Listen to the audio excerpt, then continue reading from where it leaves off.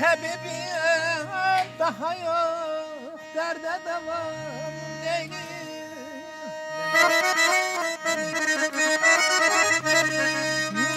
ey tabibim daha yok, derde devamım neyim? O tutup yanmadadır, cismi de canım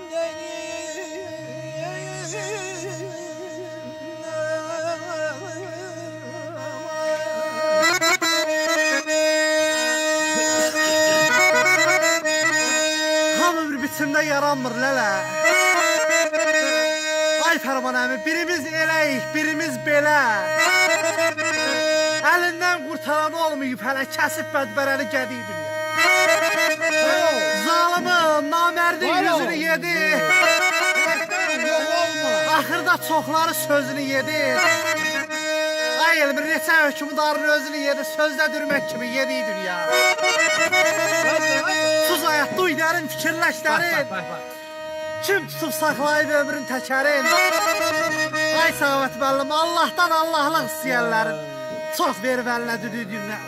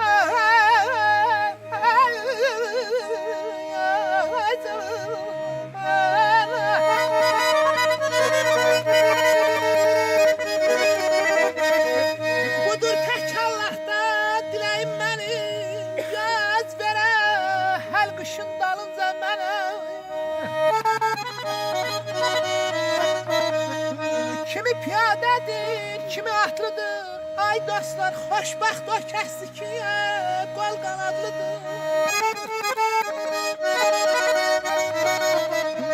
Elim daha xoş, daha dadlıdır. Namərd kölgəsində qalınca mənə.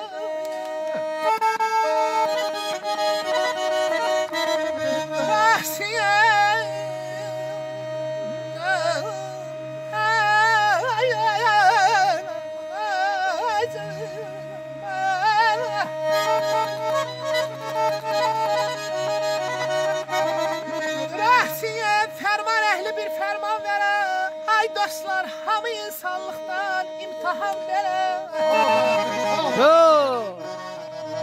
Ömür məhlət verə, bir imkan verə. Borcudan borcunuya alınca mənə.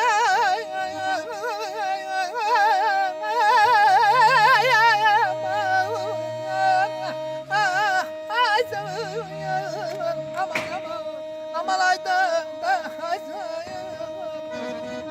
ay dağlar səndə gözüm var.